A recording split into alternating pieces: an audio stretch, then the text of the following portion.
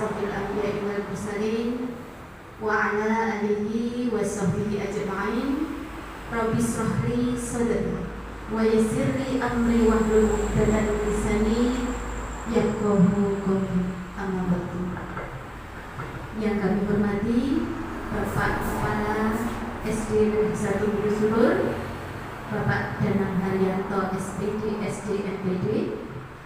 Yang kami hormati serta kami banggakan Bapak Ibu guru beserta karyawan SD Negeri 1 Bulu Sulur.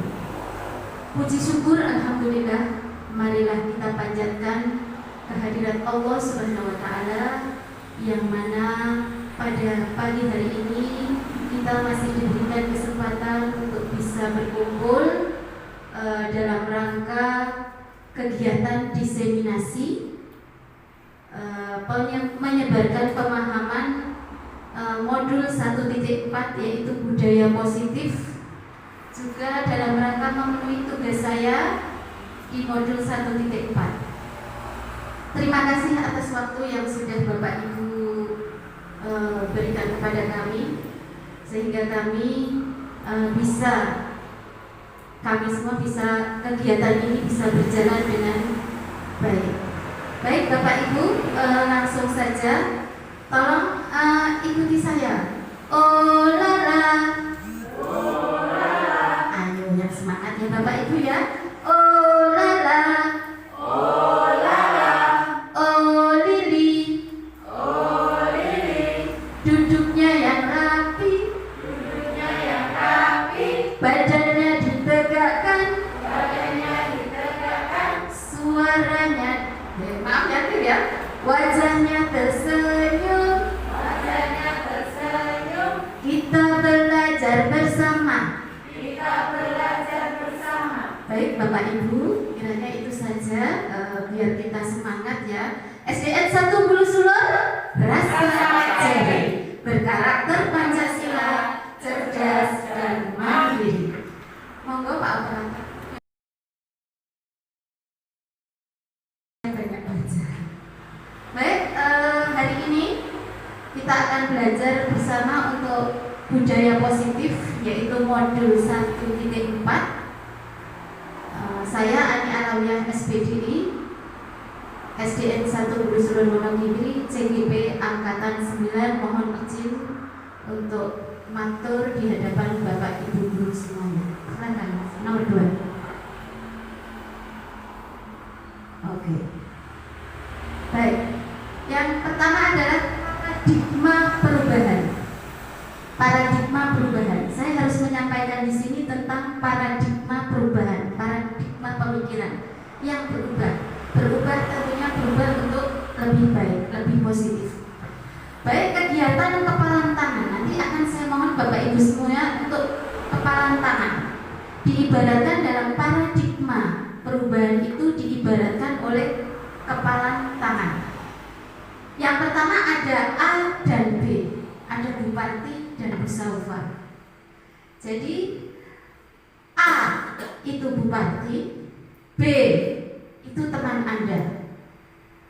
Kalau dalam murid A itu murid, B itu adalah orang dari luar, bisa jadi guru kita sebagai pendidik. Nah di dalam itu, setelah itu sobeklah secari kertas kecil, kemudian tuliskan benda atau sesuatu yang sangat berharga. Sobeklah suatu benda, tulis sesuatu yang sangat berharga, lalu letakkan di salah satu tangan Anda, genggam benda tersebut dengan segala daya upaya dalam kepalan. Jadi buat kertas tulisan yang sangat berharga bagi anak, digenggam di kepalan. Kemudian yang B, teman Anda B akan mencoba dengan sekuat tenaga dengan berbagai cara untuk meminta Anda memberikan benda tersebut, dan B bisa membujuk, bisa mengancam, bisa menghardik, bisa merayu, bisa menyuap. Apa saja usaha yang dilakukan B agar A bisa bisa membuka kepala tangan Anda. Jadi ibarat genggaman bupati nyemplung tangannya menggenggam bupati. Di dalam genggaman tangan bupati ini ada sesuatu yang berharga milik bupati. Nah, ketika itu saya sebagai guru, bupati di sini diibaratkan murid. Bupati megang sesuatu. Terus saya suruh, saya dengan segala cara, ayo buka. Buka bupati. Kalau bupati tidak menginginkan terbuka, maka kepala tangannya tetap menggenggam, tetap menggenggam. Saya boleh merayu bupati, ayo bupati, nanti kalau bupati buka kepala tangannya nanti saya jajaki soto bupati itu. Nanti saya beri mainan bupati, kalau bupati jajaknya saya, nanti bupati saya berikan jilbab yang cantik biar bupati tambah cantik. Jadi segala cara saya bisa juga memacam. Ayo, bupati buka kayak ini. Kalau bupati buka tangan ini, nanti bupati tidak saya kasih nilai. Ancaman. Nanti lihat saja kamu ya, kalau kamu nggak membuka ini hati-hati ya, kamu nanti lihat saja kamu. Saya laporkan kamu nanti kepada orang tuamu. Misal seperti itu. Nah, ternyata genggaman tangan bupati itu yang kontrol utama untuk membuka itu ada di posisi guru atau bupati sebagai murid di sini. Maaf ya bupati senior. Soalnya bupati senior sini malah praktek. Yang punya ya bupati ya. Berarti di sini muridlah yang memegang kontrol untuk membuka atau menutup genggaman kepala tangan seperti itu. Pernah diibaratkan saya masuk kelasnya Bu, saya masuk kelasnya rame banget, kelasnya rame banget, pokoknya rame, gaduh sekali kelas. Ketika saya masuk kelas, anak-anak saya dengan bawah itu ya, dengan penuh rasa bawah, tak gaya-gaya. Anak-anak coba harap tenang, anak-anak langsung diam, cek. Apakah karena gurunya yang pintar? Tidak. Tidak Bapak Ibu. Saya udah bilang gini, wah pintar sekali saya bisa mengkondisikan kelas. Anak-anak tadinya rame, saya masuk langsung cek diam. Pintar sekali saya sebagai guru bisa mengkondisikan anak dalam waktu 5 menit anak bisa dikondisikan tenang, pintar tenang. Ternyata tidak seperti itu Bapak Ibu. Yang mengambil posisi, mengambil keputusan anak untuk diam, mendengarkan, menyimak kita sebagai guru adalah anak sendiri. Bukan kita yang pintar. Kita hanyalah motivasi dari luar. Lanjut Mas. Perubahan paradigma ilusi teori kontrak. Ilusi itu apa Bapak Ibu? Berbahasa Indonesia, ilusi apa? Ilusi itu hanya gimana ya? Tidak sesuai kenyataannya. Itu andai-andai mengandai ilusi, kamu ilusi. Aku pengen punya mobil mewah, ilusi ya. Hanya berandai-andai itu adalah ilusi kita. Jadi guru mengontrol murid sebenarnya itu adalah ilusi kita. Mengapa saya katakan begitu? Ini adalah teori Bapak Ibu, teori. Jadi ketika murid disuruh bu guru masuk langsung cek diam, itu yang mengambil keputusan kontrol untuk mendengarkan, menyimak itu adalah murid sendiri. Oh saya bu guru udah masuk, saya langsung diam, saya ingin mengikuti pelajaran. Itu adalah keputusannya ada di tangan anak sendiri. Tadinya saya berpikir, wah aku pintar ya, nanti masuk kelas ini kok langsung cek. Itu adalah ilusi. Kita rubah paradigma berpikir kita bahwa yang mengambil kontrol atas segala sesuatu adalah anak murid tersebut. Kemudian penguatan positif, ilusi bahwa penguatan positif efektif dan bermanfaat. Intinya ini penguatan positif dari guru ke murid.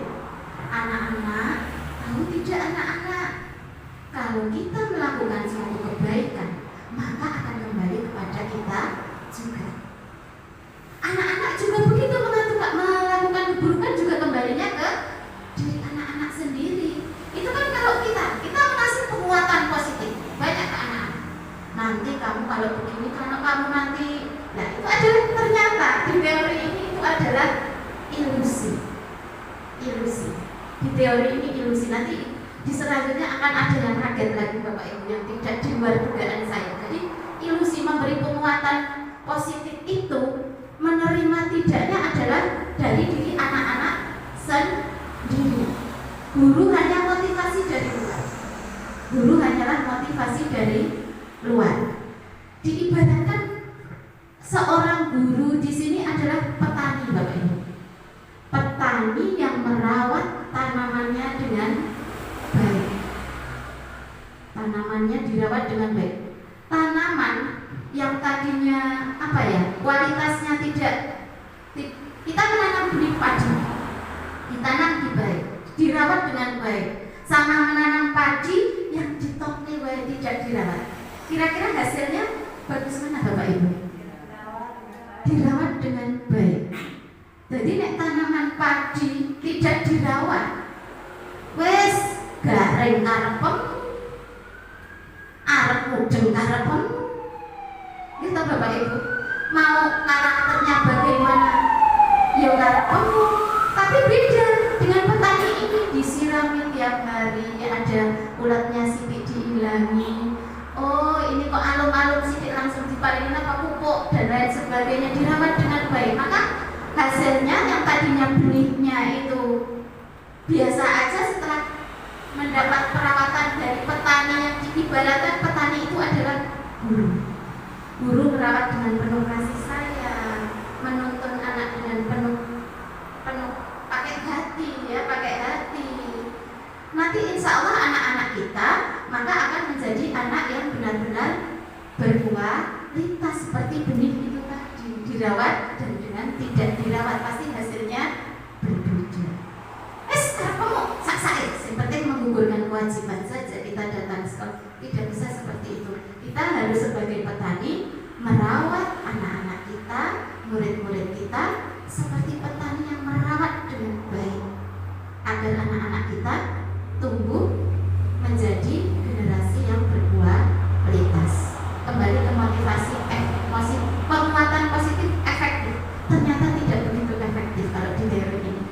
Sebenarnya manfaat guru itu tidak asalkan dilakukan berulang-ulang pasti akan bermanfaat. Seorang guru memberikan penguatan yang positif diulang-ulang, tidak diulang terus, pokoknya tidak digunakan oleh anak, diulang terus. Ya itulah tugas kita sebagai guru, kita nikmati saja. Kemudian ilusi kritik dan membuat orang merasa bersalah dapat menguatkan karakter. Masalah kritik ini juga di luar nalar saya juga di awal ini. Kritik membuat orang merasa bersalah. Ternyata itu tidak tidak efektif Bapak Ibu, itu hanya ilusi. Ternyata kritik malah membuat posisi orang merasa bersalah dan menjadi pendendam. Saya berusaha untuk merubah paradigma berpikir saya.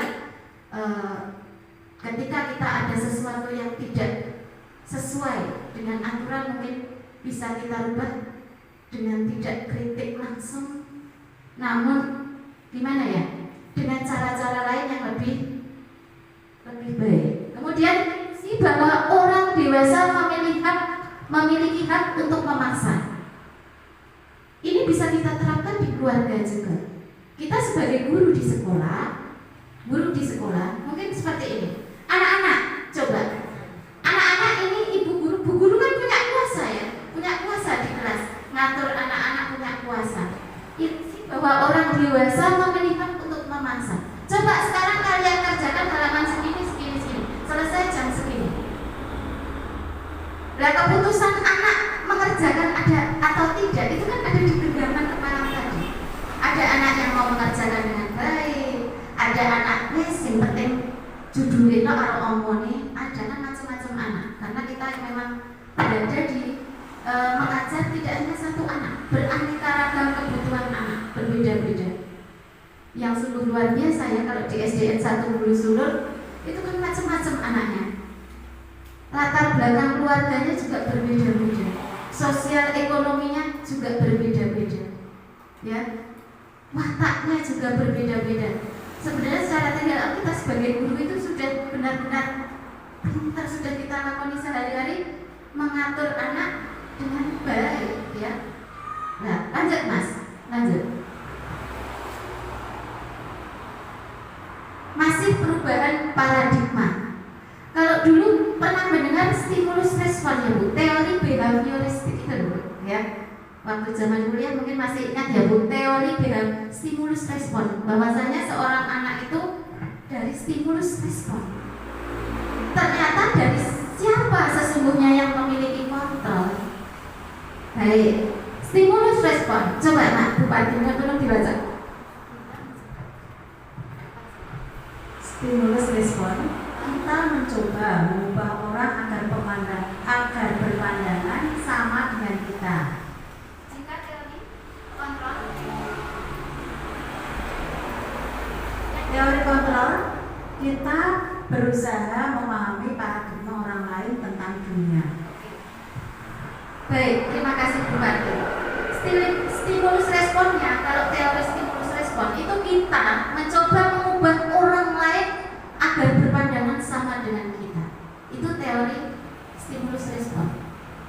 Dengan perubahan paradigma dari stimulus respon, teori behavioristik ke teori kontrol, kita rubah pandangan kita, paradigma berpikir kita, agar kita berusaha memahami pandangan orang lain tentang dunia. Biasanya kan kita mencoba untuk ayo kita orang semuanya, ayo podo aku, ayo melu aku, ayo kita bersama. Sebenarnya kita mencoba mengubah orang lain berpandangan sama dengan kita. Tidak bisa, karena setiap orang memiliki pemikiran masing-masing. Dari kata bersih menurut orang yang satu dengan bersih menurut ukuran orang yang satunya itu berbeda-beda. Bahkan ada orang yang bersih biasa ya Bu ya Bupati ya. Kadang ada rumahnya itu berantakan, dia udah merasa nyaman.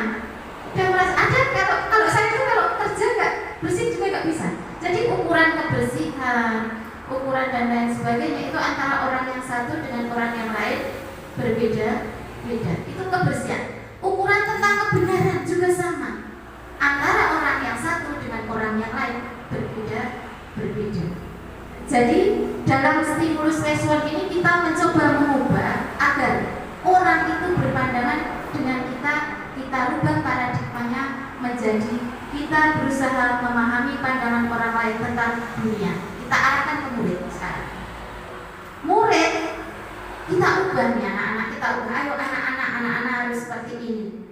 Lah keputusan anak-anak untuk mengubah tidak, itu ada pada posisi kontrol murid. Ada posisi kontrol murid. Bukan pada kita sebagai guru adalah motivasi dari luar. Ini kaitannya nanti motivasi dari luar dan motivasi dari dalam anak sendiri, dari dalam murid sendiri. Kemudian perilaku buruk dilihat sebagai suatu kesalahan dalam stimulus respon. Sedangkan dalam teori kontrol atau pilihan, ternyata semua perilaku itu memiliki tujuan. Sekarang kita kembali ke masalah murid kita, Mas Arif ya Bapak Ibu ya.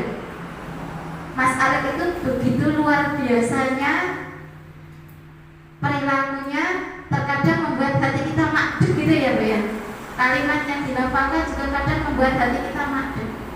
Ternyata Bapak Ibu, semua perilaku kalau di teori kontrol ini memiliki tujuan. Oke, si Arif melakukan suatu kesalahan. Dia berkata-kata kasar sama temannya. Dia nendang temannya. Dia menyakiti hati temannya. Kalau kita dulu sebagai, mungkin saya masih sampai sekarang yang itu anak itu berperilaku buruk, tapi ternyata perilaku buruk adalah suatu kesalahan kalau di teori stimulus respon. Namun kalau di teori kontrol, ternyata semua perilaku itu memiliki tujuan. Si Arif itu apa tujuannya? Terus adakah kebutuhan yang tidak terpenuhi oleh si Arif itu? Kan Arif itu waktu kelas 1 begitu baiknya, begitu santunnya. Mas Arif itu waktu kelas 1 santun sekali. Dia berubah setelah orang tuanya meninggal. Berarti kan ada suatu kebutuhan yang sayang dari orang tuanya, dan itu tidak bisa dipenuhi oleh Arif, sehingga dia karena kebutuhan tidak terpenuhi, dia lalu membuat sesuatu yang merugikan orang lain, bahkan dirinya sendiri. Itu lanjut. Orang lain bisa mengontrol saya. Kalau di teori kontrol, hanya Anda yang bisa mengontrol diri Anda. Jadi yang bisa mengontrol diri kita itu hanya kita sendiri. Orang lain itu hanya sekedar memberi masukan, memberi nasihat, memberi arahan. Pak Kepala Sekolah Pak aku tadi Pak, hanya sekedar bisa memberi arahan, memberi motivasi. Keputusannya tetap kontrol pada diri kita sendiri. Oh iya nih, ini adalah hari Senin, harus berangkat pagi kita karena segala sesuatunya belum siap. Yang mengambil kontrol kita berangkat pagi atau tidak itu kan diri kita sendiri. Aduh, tidak karena dari orang lain, kita yang mengambil kontrol. Kemudian saya bisa mengontrol orang lain. Kalau di stimulus respon, Anda tidak bisa mengontrol orang lain. Ternyata memang benar seperti itu. Yang bisa mengontrol itu dirinya masing-masing. Pemaksaan ada pada saat rujukan gagal. Pemaksaan ada pada saat rujukan gagal. Itu stimulus respon. Nah, kalau teori kontrol, kolaborasi dan konsensus menciptakan pilihan-pilihan baru. Maksudnya begini, pemaksaan ada pada rujukan gagal. Ayo anak-anak, kamu silakan kamu kerjakan ini dengan baik. Guru waktu kasih 10 menit, harus selesai. Ternyata sudah 10 menit waktu berlalu, tidak selesai tugas yang dikerjakan oleh si Arif itu. Berarti kan Arif masih kontrolnya diri sendiri. Nah, dari kolaborasi dan konsensus menciptakan pilihan baru itu adalah di sini seorang guru diharapkan itu ketika kita kalau pemaksaan gagal, kita menampilkan pilihan kepada anak-anak. Coba anak-anak, hari ini adalah pelajaran membuat paragraf. Contoh ini ya Bu, contoh ini saya mengartikan seperti itu. Ini nanti karena membuat paragraf, satu paragraf, mari topiknya silakan topik yang anak-anak sukai.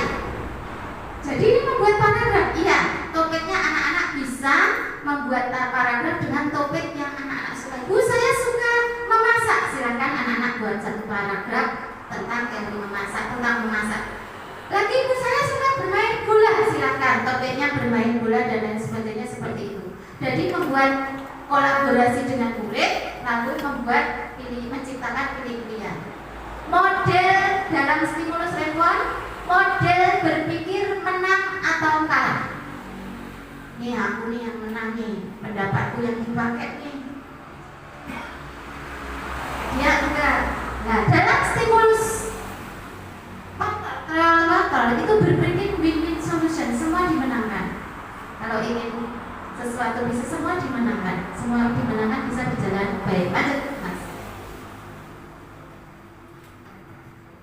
Baik, kita langsung ke makna disiplin. Coba Bu Sumi tolong dibacakan biar gak ngantuk.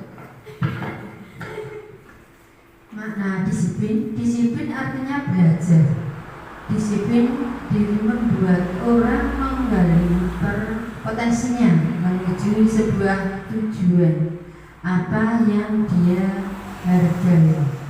Namun budaya kita menggeser.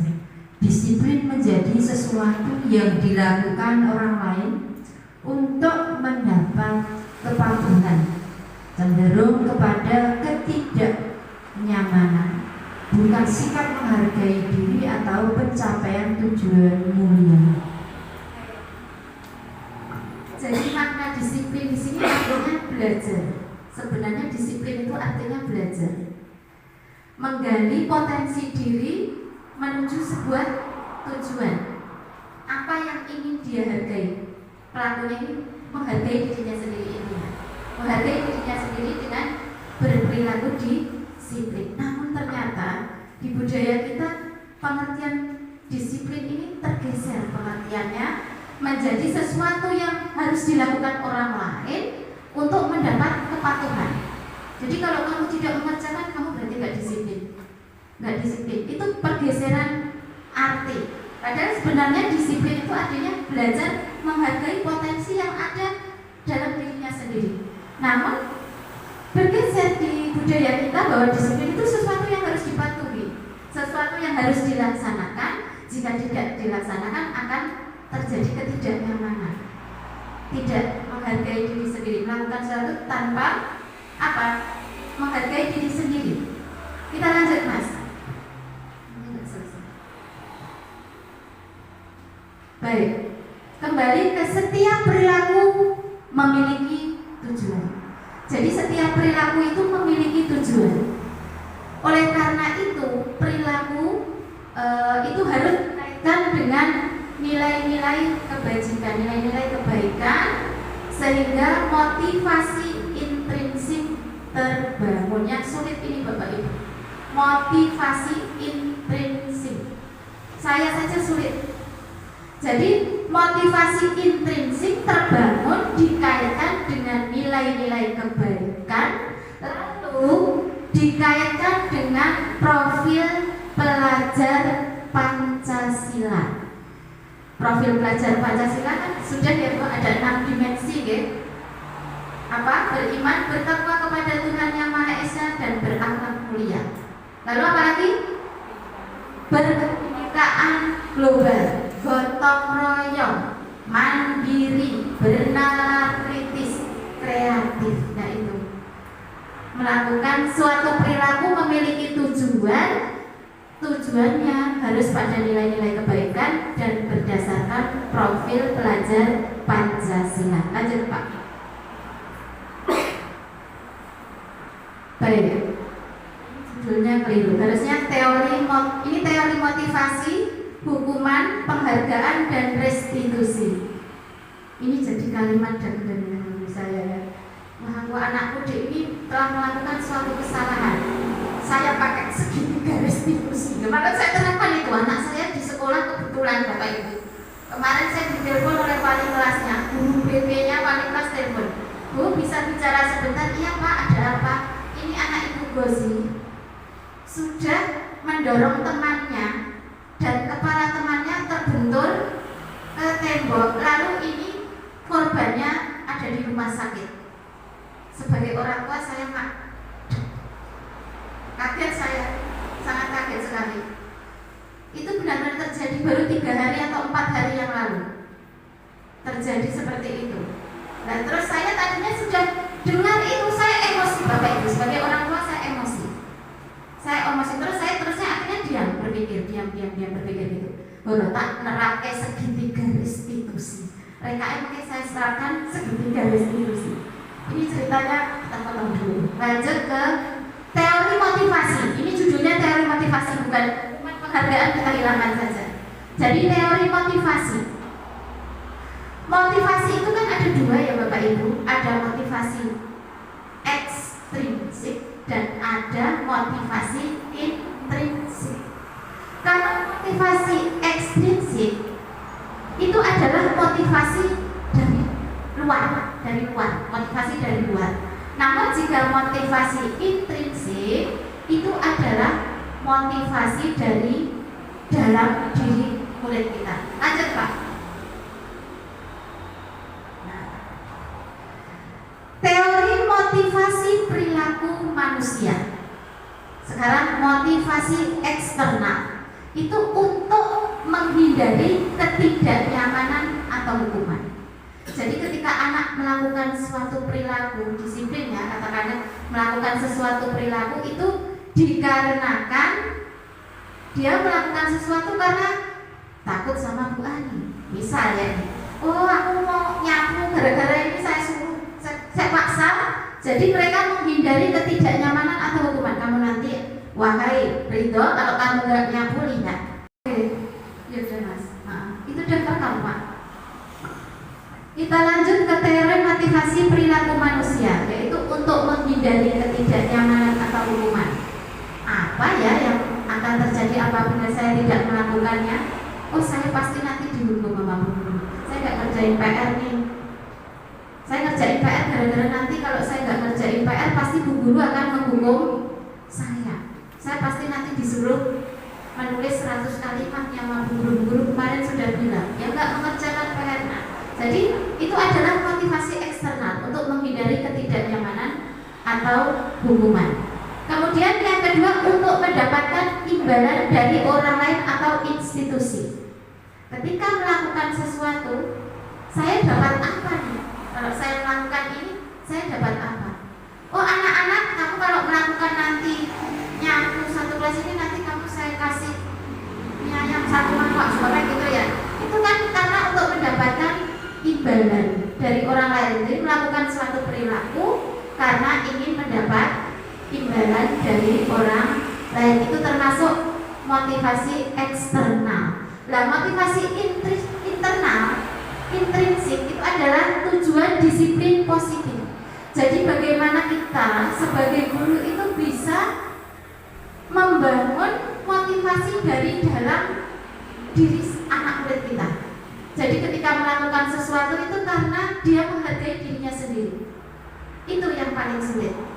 Jadi ketika anak mengerjakan PR karena kebutuhan mereka untuk pendidikan. Oh, kita menolong orang lain karena menghargai dirinya sendiri. Itu yang paling sulit. Lanjut. Ini yang bertentangan dengan saya. Dihukum oleh penghargaan. Coba, tolong dibacakan, Pak Saud.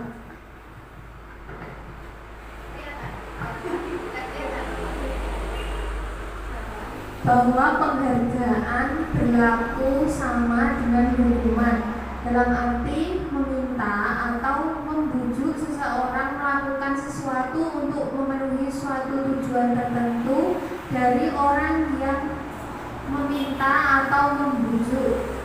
Dorongannya eksternal dan akan ada faktor ketergantungan.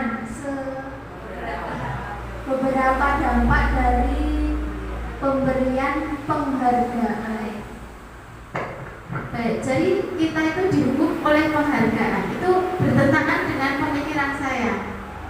Nyampe ramai itu ya di diskusi itu ya. Ternyata penghargaan itu posisinya sama dengan hukuman.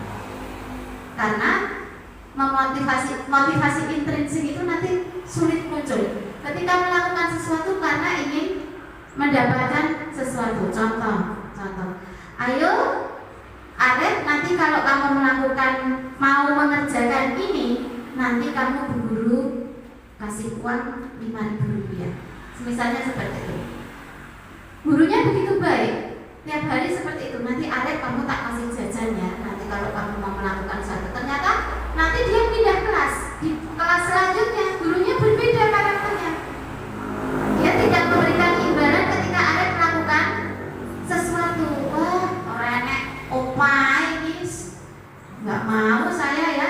Jadi melakukan sesuatu karena mengharap imbalan dari guru, sedangkan guru di kelas selanjutnya tidak melakukan seperti guru di kelas sebelumnya. Maka Arif tidak mau melakukannya karena ganti guru. Gurunya karakteristiknya beda, nggak memberikan imbalan. Akhirnya apa? Kembalilah Arif karena tidak melakukan perilakunya tidak dari dalam hatinya Mas Arif. Gitu. Jadi untuk penghargaan itu pengaruhnya jangka pendek, hanya jangka pendek. Setelah diberi penghargaan kita lakukan. Namun kalau motivasi dari dalam itu maka jangka panjang pengaruhnya.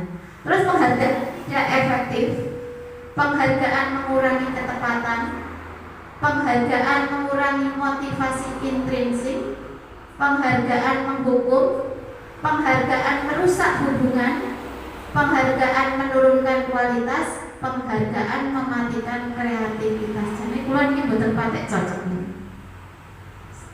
Saya kok saya suka ingin motivasi anak ini biar mau kita tak kasih penghargaan. Saya cocoknya, tapi ternyata di teori kontrol ini seperti itu. Ternyata penghargaan itu posisinya sama dengan hukuman. Pakai teori yang lain aja kalau mau penghargaan. Jadi penghargaan tidak efektif. Lanjut Pak. Nah, kalau penghargaan tidak boleh, maka programnya kita ganti. Program kebajikan dengan apresiasi. ketika melakukan apresiasi atau pengakuan atas segala sesuatu prestasi itu bisa dilakukan memberi apresiasi atau pengakuan secara khusus. Jadi secara khusus anak-anak melakukan suatu kebaikan, beri pengakuan secara khusus, secara pribadi. Terus yang ketiga, beri pengakuan kepada semua murid bergantian, tidak hanya satu anak saja. Tidak hanya satu anak saja, semua mendapat pengakuan. Karena pengakuan atau apresiasi itu tidak hanya karena semuanya menang lomba ya, menang lomba, aduh ini saya kasih apresiasi. Anak yang lain lagi, yo aku ramai lomba, orang dipuji ya guru. Seperti itu. Mungkin ada rasa iri dan dengki, mungkin ya Bupati ya.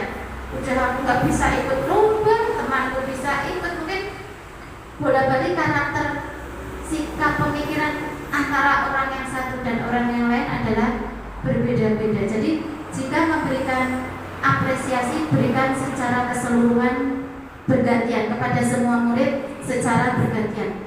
Arif pun juga bisa begitu Bu Bias. Oke, bisa begitu. Oke, kan Arif kebanyakan perilakunya seperti itu ya, nggak ada mesti ya. Terus beri pengakuan secara konsisten, tidak hanya karena ada event-event tertentu.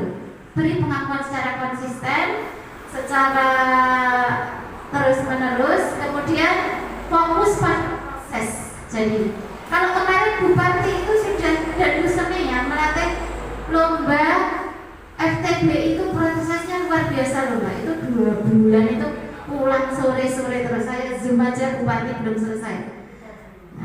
Udah 3 bulanan secara terus prosesnya, lihat prosesnya. Seorang anak bisa menjadi juara, lihat prosesnya, begitu luar biasa. Anak-anak juga semangat, gurunya semangat.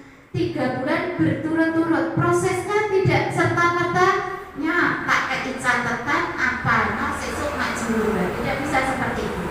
Ketika lomba itu guru itu memang benar-benar dan murid bersama-sama, itu tuh berusaha dengan sekuat tenaga, ibaratnya petani yang merawat tanaman itu tadi dengan penuh rasa cinta dan kasih sayang. Lanjut Pak. Contoh pengakuan apresiasi kebaikan itu ada pembukanya, ada nilai kebajikan yang disampaikan, terus situasinya. Kamu melakukan situasi seperti apa? Contoh, anak, coba Didin, kemarin saya perhatikan rasa empati kamu besar sekali pada saat menolong murid baru di kelas kita. Saya menghargai kepedulian kamu pada saat kamu membantu teman-teman berkelompok. Itu bentuk apresiasi, tidak hanya karena suatu prestasi, bentuk apresiasi. Terima kasih untuk rasa tanggung jawabmu, kamu hari ini sudah membantu membersihkan lingkungan kelas dan lingkungan seperti itu. Apresiasi tidak hanya karena sikap suatu perilaku, kita perlu apresiasi. Lanjut. Ini menurut Bapak Ibu. Stop Mas. Tindakan guru.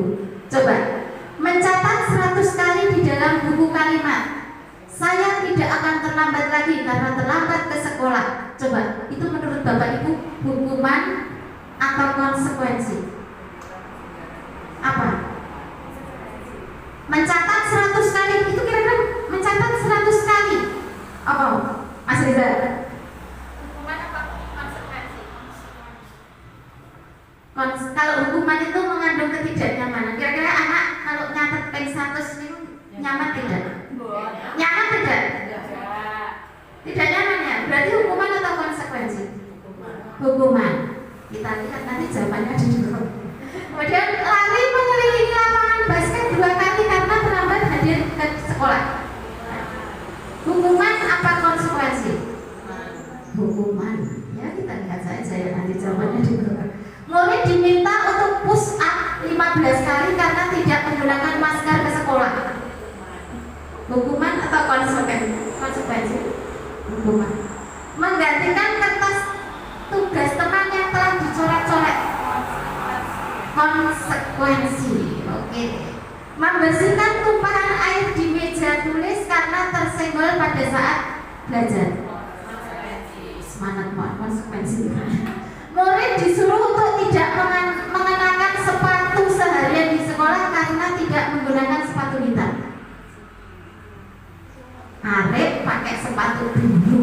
atau pink. Terus kamu nggak boleh pakai sepatu dan pulang dari pagi nyampe pulang. Hukuman apa konsekuensi? Oke, bupati hukuman. Lari mengelilingi lapangan basket 2 kali karena terlambat 10 menit untuk pelajaran PJOK.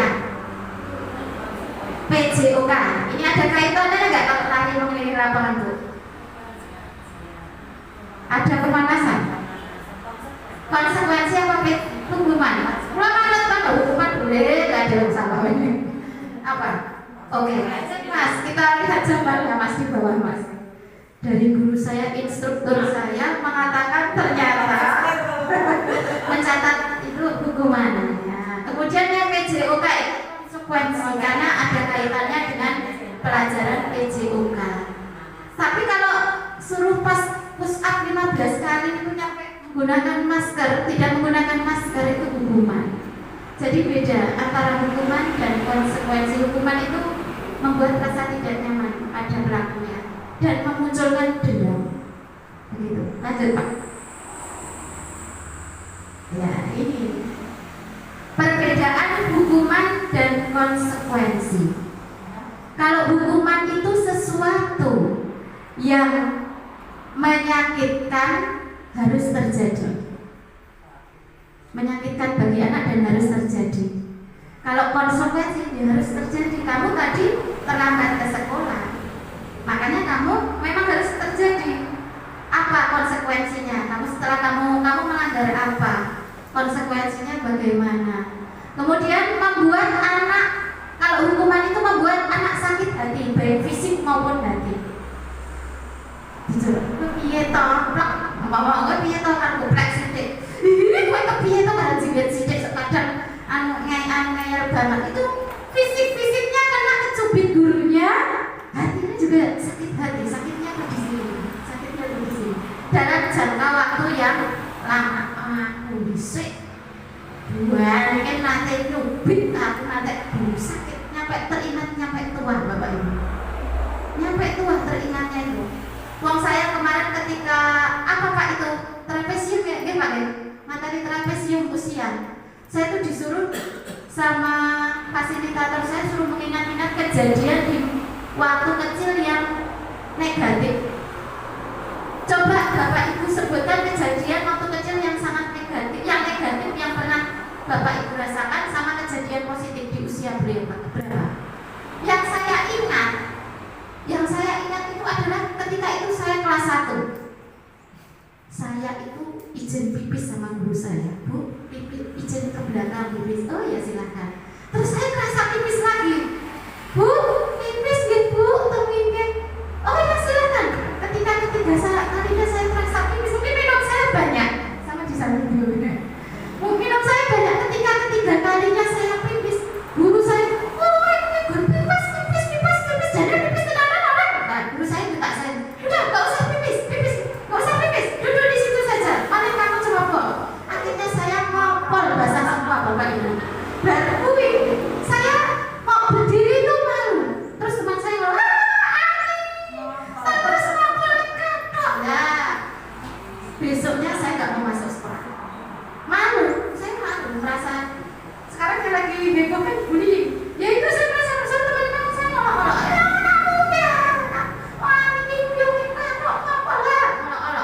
Besok saya nggak berani masuk. Ibu saya merengek saya, nggak apa-apa masuk aja. Nanti teman-temanmu nggak pokoknya saya mau berhenti sekolah. Ya kelas 1 SD. Karena gurunya mengambil keputusan tidak mau proses tenanan orang oleh. Tapi memang itu 3 kali, sampai 4 kali nggak kepiye. Proses pipis tenanan ya Bu. Ibu ternyata ketika suruh mengingat-ingat peristiwa negatif yang saya ingat itu dulu kelas 1 saya ternyata terekam dalam ingatan saya 35 tahun yang lalu. Itu masih terekam sampai dewasa. Jadi hati-hati kita sebagai guru ketika kita melakukan sesuatu ternyata direkam sampai kita besar. Aduh, itu bisa guru kuatnya harga tekanan itu berarti kalian kan berarti berarti. Ingat apa yang kita lakukan baik guru itu akan terekam sampai tua jadi sejarah. Begitu, makanya hati-hati. Kemudian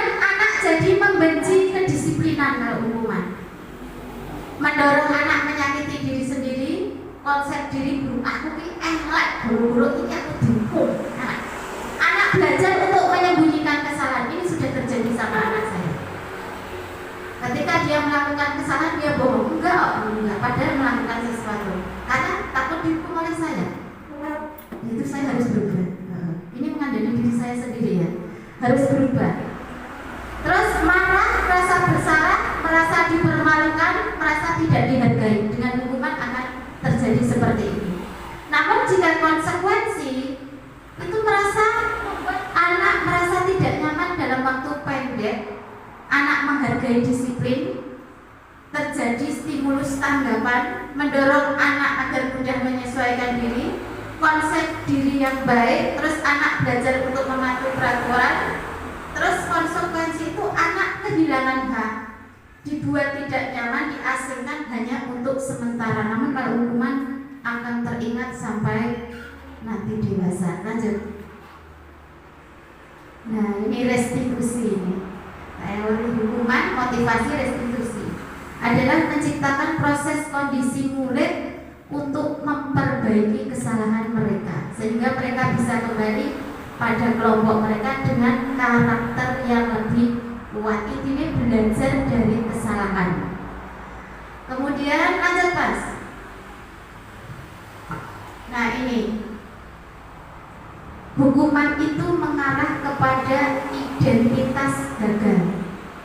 Ternyata Bapak Ibu, dengan hukuman membuat anak mengarah pada identitas gagal. Identitas sukses untuk disiplin itu adalah konsekuensi dan restitusi. Konsekuensi dan restitusi. Jadi kalau kok restitusi itu sebuah pilihan. Contoh, Kevin datang terlambat. Kevin, apakah kamu tahu ini datang kamu terlambat, datang ke sekolah itu salah? Iya Bu, saya tahu ini saya salah. Lalu apa yang akan kamu lakukan untuk memperbaiki kesalahan ini? Kira-kira kesalahan yang kamu perbuat itu sudah melanggar keyakinan kelas tidak? Sudah melanggar nilai kebaikan apa? Kira-kira untuk mengganti kesalahanmu apa yang akan kamu lakukan? Kita seperti itu. Jadi itu pun diterapkan kita sebagai guru dalam kehidupan sehari-hari ini. Kita nggak tahu kalau itu namanya restitusi, segitiga restitusi. Lanjut Pak. Baik, ciri restitusi. Satu, bukan untuk menebus kesalahan, namun untuk belajar dari kesalahan. Karena setiap orang pasti melakukan kesalahan. Dari kesalahan itu kita berupaya untuk tidak mengulang kembali kesalahan yang sama dan menjadi lebih baik. Kemudian restitusi itu intinya untuk memperbaiki hubungan. Ketika anak yang sedang bertengkar, bagaimana memperbaiki hubungan mereka itu sudah kita lakukan sebagai guru sebenarnya. Cuma kita tidak tahu namanya itu segitiga restitusi. Lanjut. Tawaran bukan paksaan. Menurut kamu, kira-kira kalau kamu seperti ini, apa yang akan kamu ganti?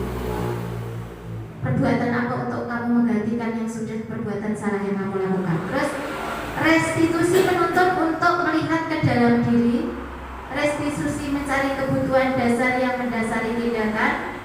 Restitusi diri adalah cara yang paling baik. Fokus pada karakter bukan tindakan. Fokus pada solusi dan mengembalikan murid berbuat salah pada kelompoknya. Lanjut Pak. Sekarang keyakinan kelas ini sudah saya praktekkan kemarin di kelas 4. Jam agama saya gunakan Budias. Di kelas 4 kemarin sudah saya praktekkan tentang membuat keyakinan kelas. Kalau peraturan, makanya saya tanya Bupati kemarin, Bupati, bedanya peraturan sama keyakinan, peraturan tata tertib sama keyakinan kelas itu apa sih? Saya kan tanya sama Bupati untuk sharing. Jadi keyakinan kelas, mengapa tidak peraturan saja? Mengapa harus keyakinan kelas? Coba, mengapa, pertanyaan nomor 1, mengapa kita memiliki peraturan harus menggunakan helm bila mengendarai kendaraan roda 2? Mengapa Bu? Alasannya nilai kebaikan. Nilai kebaikan atau alasan bahwa ada peraturan dari pemerintah pusat untuk warganya menggunakan helm untuk berkendara roda 2 khususnya, itu satu adalah menyelamatkan nyawa manusia pengendara itu sendiri. Karena apa? Karena helm adalah pelindung di bagian organ tubuh yang paling fatal. Dan kecelakaan itu terjadinya di mana saja, tidak hanya di jalan raya. Maka aturan itu sangat baik kalau kita semua sebagai warga negara yang baik menyadari itu untuk menyelamatkan nyawa kita sendiri, bukan karena takut kepada petugas. Demikian Bu. Luar biasa sekali Bu Parti. Berarti keselamatan ya Bu. Intinya keselamatan. Ada yang lain mungkin idenya? Bu Semi, menurut Bu Semi menggunakan helm yang ada dengan selain keselamatan apa? Mengikuti aturan yang berlaku saja. Berarti disiplin Bu. Disiplin ya Bu ya. Oke, baik, terima kasih. Berarti ya kita simpan dulu. Lanjut nomor 2. Mengapa kita memiliki peraturan 3M? Menggunakan masker, mencuci tangan, dan menjaga jarak 1,5 meter. Kira-kira nilai kebaikannya apa?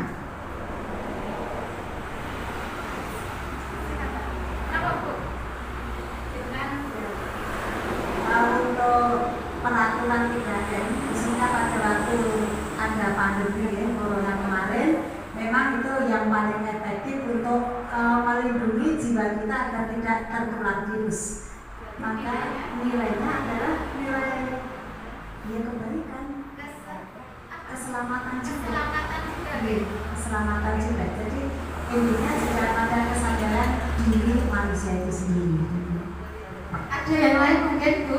Jangan Bu? Nilai apa? Ada yang nilai ekonomi? Pak Kas itu nilai ekonomi pakai masker. Teman saya kemarin jawab nilai ekonomi loh. Nomor 1 ekonomi, nomor 2 ekonomi sampai dikejar sama instrukturnya. Kok ekonomi ini kok bisa ekonomi? Yang benar keselamatan ekonomi katanya.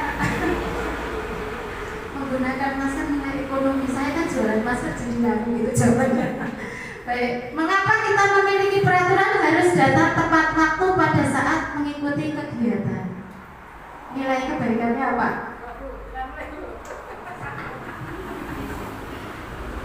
Golongan mari kita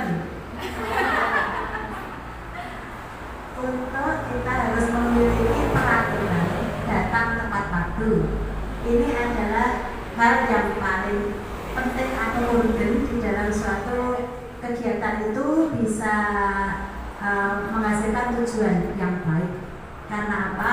Karena ada pepatah juga, waktu adalah uang. Itu pepatah Jemaah ekonomi masuk.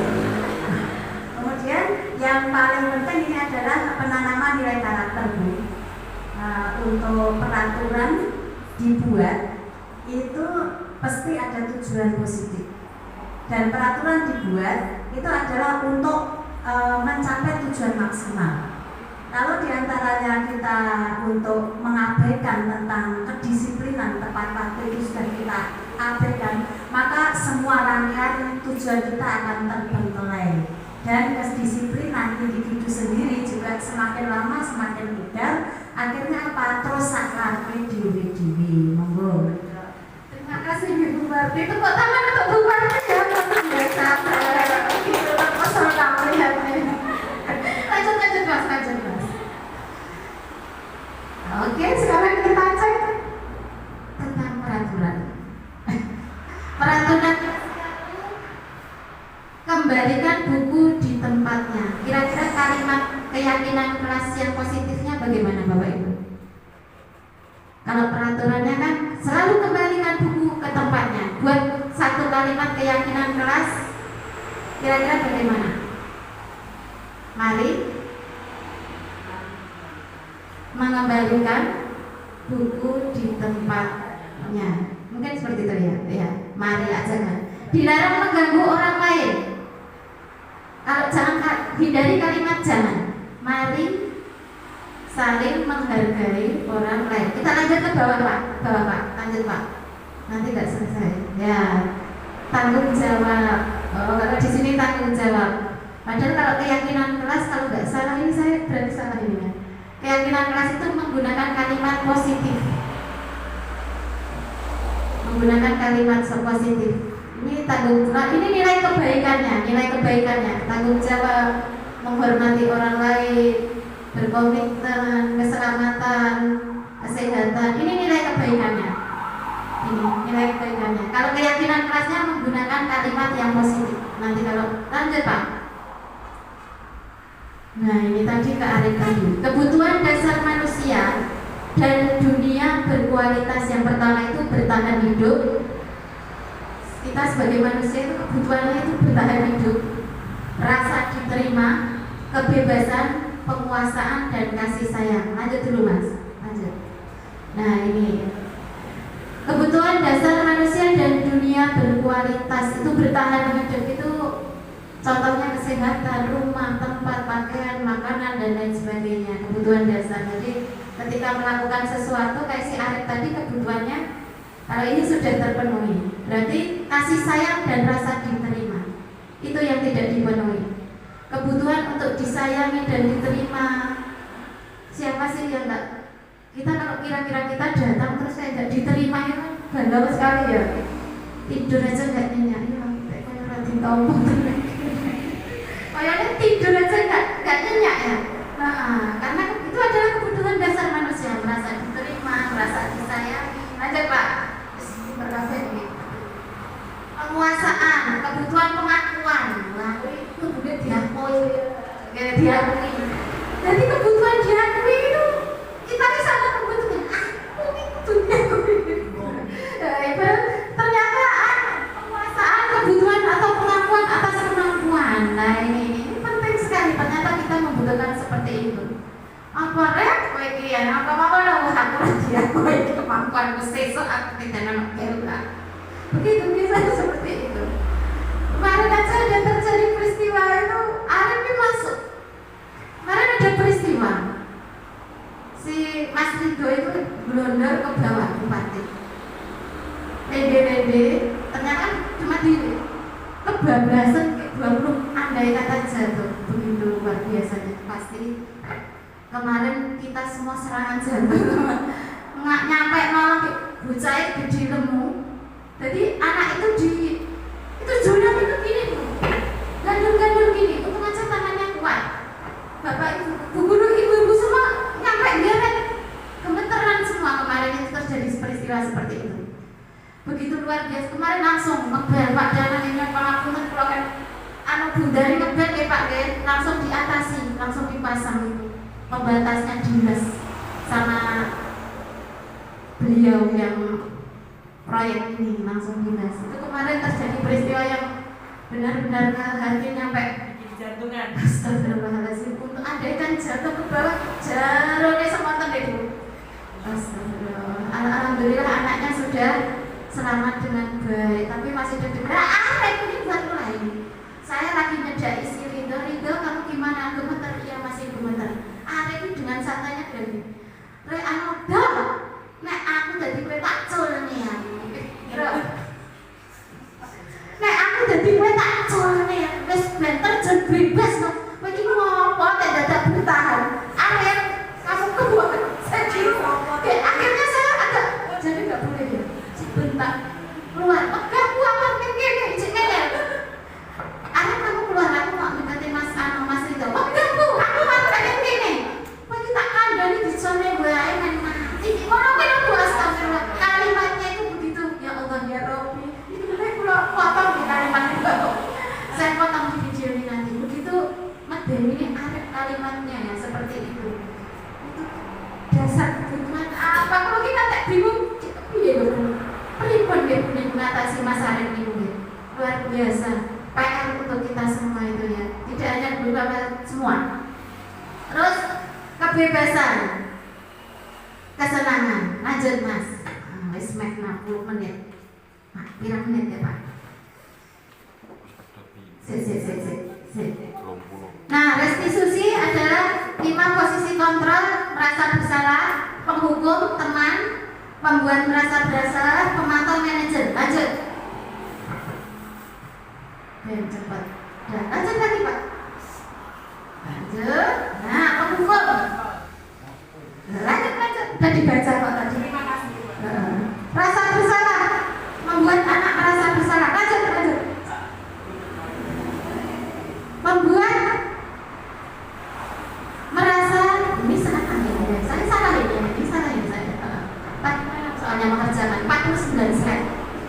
Baik, teman, guru posisi ini pada posisi teman. Lanjut. Pemantau, guru pada posisi pemantau dengan memberikan konsekuensi. Lanjut Pak. Beri rampung guys. Manajer. Nah ini saya. Posisi yang baik seorang guru adalah sebagai manajer. Keren Bu, manajer. Posisi di mana guru berbuat sesuatu bersama murid dengan mempersilahkan murid mempertanggungjawabkan perilakunya serta mendukung murid agar dapat menemukan solusi atas permasalahannya sendiri. Lanjut. Nah ini aja sebentar. 5 menit lagi ya Bu ya. Jadi motivasi kalau kontrol dari luar untuk hukuman, posisi penghukum membuat rasa bersalah teman itu termasuknya tidak disarankan. Yang disarankan adalah sebagai manajer. Ketika anak membuat perilaku salah, ini idealnya ya. Idealnya seperti itu. Posisi manajer dengan mengajukan pertanyaan-pertanyaan dan lain sebagainya. Lanjut Pak.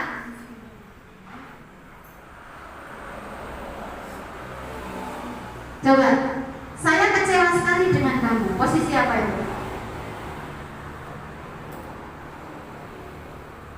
Penghukum, teman, merasa bersalah, pemantau, atau manajer? Penghukum.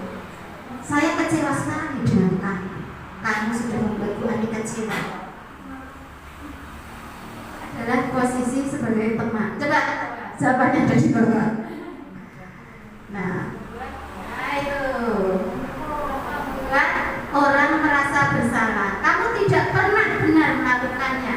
Nah, penghukum. Ayolah lakukan demi Ibu Ani. Nah itu teman. Apa kamu tidak mau dapat stiker bintang dari Bu Ani? Pemantau. Bagaimana kamu bisa menyelesaikan masalah ini? Manajer. Jadi dituntun. Nah, terus kamu selalu paling terakhir. Nanti kamu setan. Penghukum. Lanjut. Dan segitiga restitusi. Kemudian lanjut lagi. Nanti saya tak ngomong sendiri aja. Dan apa? Nah ini satu kali ini tok sudah ya Bapak Ibu. Baik, segitiga restitusi itu ada tiga langkah. Yang pertama adalah menstabilkan identitas. Jadi yang kedua adalah validasi tindakan yang salah. Yang ketiga adalah menanyakan keyakinan. Ketika anak melakukan kesalahan, kita menggunakan segitiga restitusi, yaitu dengan kita semua, kamu tahu ini salah, misalnya seperti itu kepada murid. Terus apa alasan kamu melakukan ini? Sebenarnya sudah kita lakukan ini. Apa alasan? Kemudian menanyakan keyakinan. Kita semua memiliki motivasi internal. Jadi setelah kesalahan yang kamu buat, bagaimana kamu memperbaiki kesalahan tersebut? Ini seperti itu. Sudah kita lakukan, tapi kita tidak tahu kalau itu namanya segitiga restitusi. Lanjut. Dan seperti itu ya Bapak Ibu ya. Lanjut. Validasi kebutuhan. Seperti itu kalimatnya nanti akan saya berikan di lain waktu. Lanjut Pak. Terus menanyakan keyakinan. Soalnya slide-nya harus selesai. Lanjut. Intervensi. Seperti itu. Lanjut. Ya. Lanjut saja Mas. Ya. Oke. Lanjut. Ya, lanjut. Dan lanjut terus Mas, lanjut terus. Nyampe terakhir aja. Ya, lanjut aja. Keyakinan kelas. Lanjut aja Mas, lanjut. Nyampe terakhir Mas. Yang penting itu kelihatan slide-nya. Dan lanjut. Baik. Nah, ini ada foto saya nih. Itu foto berkali-kali begitu ya Pak Chan. Lanjut. Lanjut Mas. Oh ya, kita baca dulu tuh yang bawah. Udah salam dan bahagia. Ke atas ini yang kuning pink. Biar dibaca. Yang pink. Oke. Sekarang kita baca bersama-sama, setelah itu nanti selesai. Baik Bapak Ibu, mari kita baca bersama-sama. Ini dari Stephen R. Covey. Yang tolong dibaca bareng-bareng. Bila kita ingin membuat kemajuan perlahan, sedikit-sedikit ubahlah sikap atau perilaku Anda. Namun, bila kita ingin memperbaiki cara-cara utama kita, maka kita perlu mengubah kerangka acuan kita. Ubahlah bagaimana Anda melihat dunia, bagaimana Anda berpikir tentang manusia. Ubahlah paradigma Anda, skema pemahaman dan penjelasan aspek-aspek tertentu tentang realitas. Itu saja, jadi mari kita bersama-sama untuk mengubah paradigma berpikir kita untuk menjadi lebih baik. Tentunya untuk budaya positif tidak bisa serta-merta terjadi. Perlu ada keteladanan yang konsisten, perlu adanya segala sesuatunya yang mendukung itu. Anak-anak jangan kita bosan-bosan untuk menasehati, untuk berbuat baik. Intinya keteladanan yang konsisten, terus mengawasi anak-anak tersebut dengan penuh pengawasan yang tentunya dengan rasa kasih sayang. Kira-kira seperti itu saja yang ingin saya sampaikan. Saya ucapkan terima kasih kepada Bapak Ibu, Bapak Kepala Sekolah, matur nuwun, juga Bapak Ibu guru semua. Saya sudah diberi waktu untuk bisa menyelesaikan tugas saya, diseminasi menyebarkan pemahaman tentang budaya positif, yaitu merubah paradigma paradigma berpikir kita. Matur nuwun, monggo dipun dahar. Assalamualaikum warahmatullahi wabarakatuh.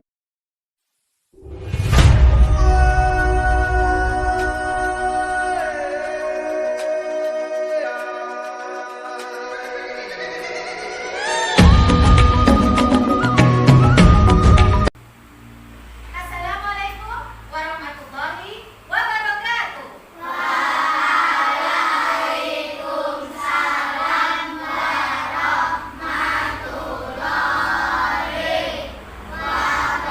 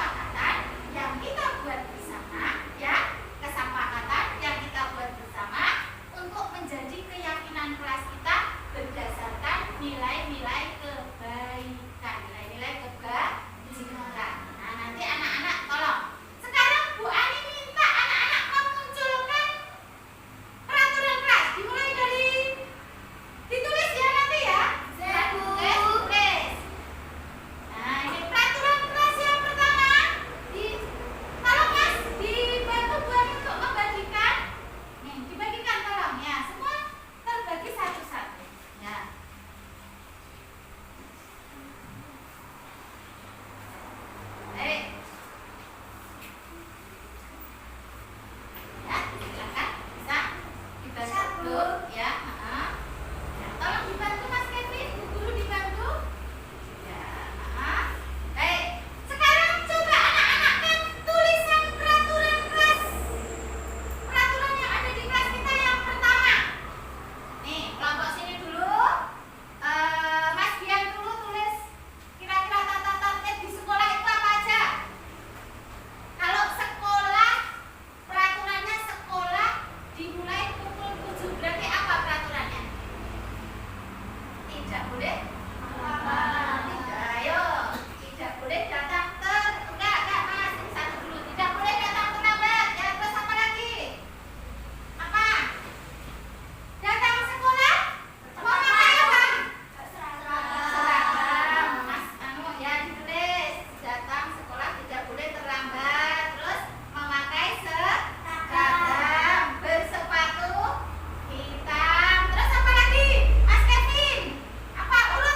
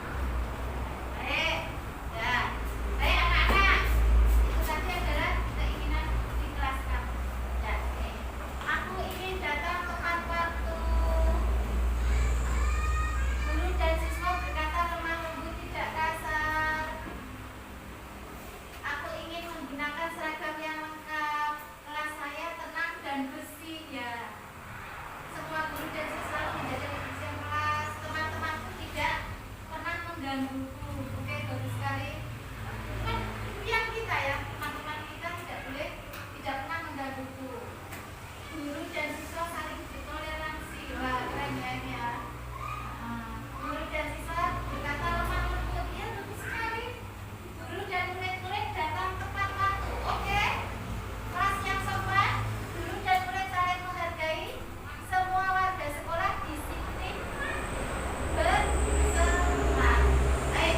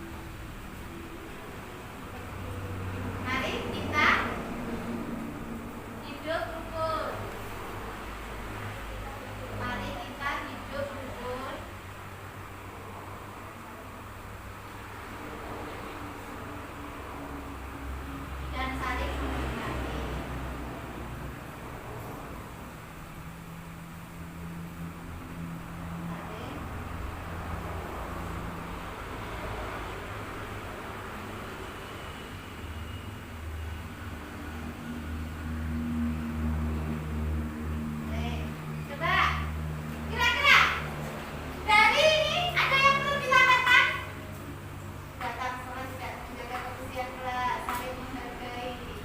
Terus sosok kadang bullying, anak-anak tahu bullying? Olok-olok kancane, akhirnya jadi tukaran, ya tak? Kira-kira itu perlu dimasukkan ke keyakinan kelas kita tidak? Perlu tidak? Berarti kalimatnya gimana?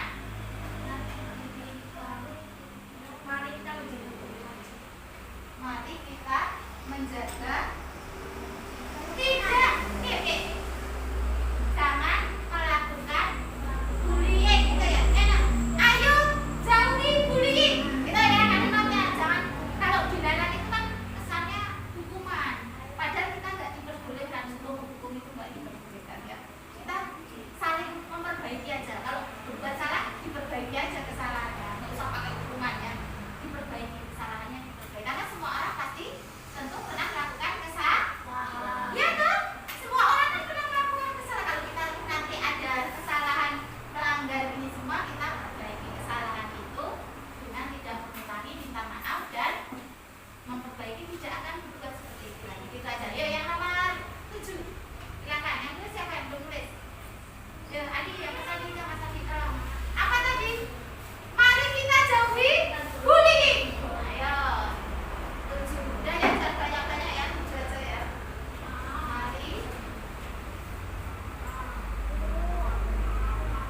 Mari kita jauhi bullying biar kelasnya tentrem, nyaman, aman, tidak ada tekanan. Enak toh? Sinau nek ora nek nyaman kan enak toh? Ya. Sekolah itu enaknya apa? Kelas itu enaknya apa? Aman, nyaman. Pas Kevin katanya damai. Terus apa lagi? Tanpa tekanan, tidak. Oh, pokoknya enak. Kelas kalau seperti itu ya. Baik. Ya, kita baca bersama-sama. 1, 2, 3. Mari datang ke sekolah tepat waktu. Keyakinan kelas yang pertama. Nomor 2. Mari menjaga kebersihan kelas dan lingkungan. Keyakinan kelas yang kedua. Keyakinan kelas yang ketiga. Mari kita menghargai teman, guru, dan menjaga warisan. Harus anak-anak tepati dan laksanakan. Langsung nomor 4. Mari kita berpakaian yang rapi. Rapi nggak ya? Nah, ditepati. Nomor 5. Ayo, 1, 2, 3. Mari kita konsentrasi dalam pelajaran. Menyimak guru dengan baik, ya. Menghargai diri sendiri dengan memposisikan diri, memperhatikan pelajaran dengan baik. Langsung. Mari kita hidup rukun dan saling menghormati. Lakukan itu di kelas 4 SDN 1 Guslo. Lanjut nomor 7. Mari kita jauhi bullying. Nah, ini tadi sudah anak-anak baca, anak-anak sudah paham? Sudah paham? Kalau sudah paham, tolong ini dilaksanakan, diupayakan, dilakukan di kelas ini dengan baik. Insya Allah nanti kelasmu akan aman, nyaman, damai, tanpa tekanan. Ya, sanggup? Terus jika nanti ada yang kira-kira, Bu, saya kok melanggar. Kalau melanggar, sadari bahwa itu adalah hal yang salah, sudah tidak sesuai dengan keyakinan kelas. Sadari. Setelah sadar terus minta maaf. Terus nomor 3, harus mau memperbaiki kesalahan. Terus lakukan perbaikan kesalahan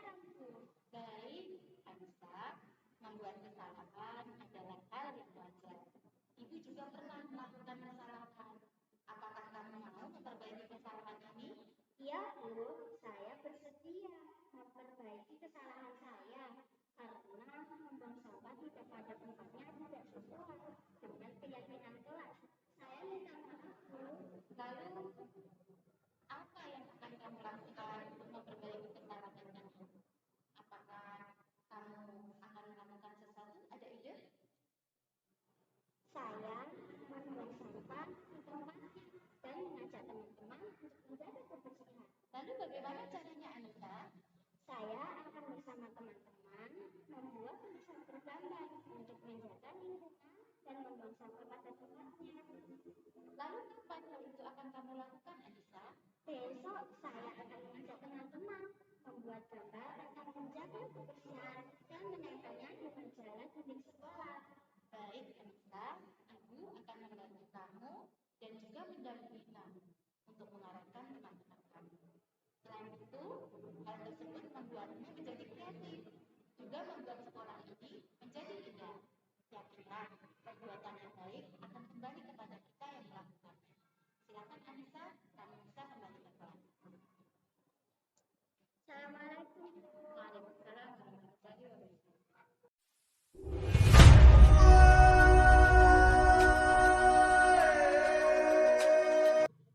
Assalamualaikum warahmatullahi wabarakatuh. Nama saya Anissa, kelas 6 di SDN Negeri 1 Mulus Solo. Saya berterima kasih kepada Bu Ani karena sudah mengajak saya berdiskusi. Saya akan membuang sampah di tempat sampah agar kelas menjadi bersih dan nyaman. Terima kasih. Wassalamualaikum warahmatullahi wabarakatuh.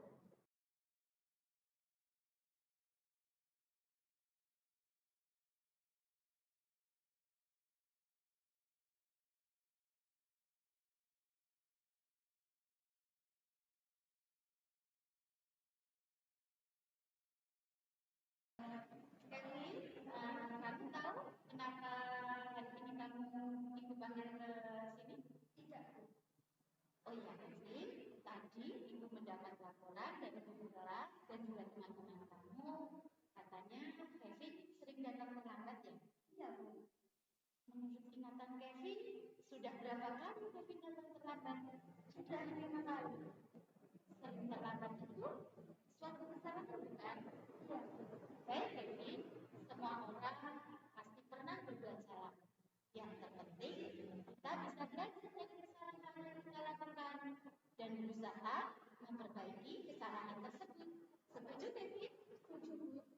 Kevin, sekarang kita cari solusi bersama. Sering datang terlambat, pasti Kevin mempunyai alasan atau alasan. Mengapa kamu sering terlambat, Kevin? Saya tidurnya malam-malam, Bu. Masih bermain HP, tahu-tahu malam. Baik, kamu tahu keyakinan kelas yang sudah kita sepakati? Jika datang ke sekolah terlambat, sudahkah sesuai dengan keyakinan kelas kita? Tidak sesuai, Bu. Menurut kamu, keyakinan kelas apa yang sudah kamu langgar? Disiplin, Bu. Menurut Kevin, disiplin di kelas itu penting tidak, Kevin? Penting, Bu, karena bisa membuat saya menghargai waktu sehingga saya bisa tepat waktu. Betul, menghargai waktu itu sangat penting dan bermanfaat untuk kita. Kita jadi tidak datang terlambat ke sekolah. Pelajaran tidak ketinggalan, tugas tidak menumpuk, dan tidak mengganggu teman lain. Iya, Bu, saya menyesal datang terlambat. Saya mohon maaf, Bu. Iya, Kevin, kamu sudah melakukan hal yang baik dengan meminta maaf. Menurut kamu, apa yang akan kamu lakukan agar kamu tidak terlambat? Saya akan tidur lebih awal, tidak tidur malam-malam. Saya akan bangun lebih pagi dan memasang alarm. Saya juga akan meminta tolong Ibu untuk membangunkan saya sehingga saya tidak terlambat dalam sekolah. Baik, Kevin, Ibu akan membantu kamu dan bicara kepada orang tua kamu agar kamu dibangunkan setiap pagi lebih awal. Sekarang, silakan Kevin kembali ke kelas. Baik, Bu, terima kasih.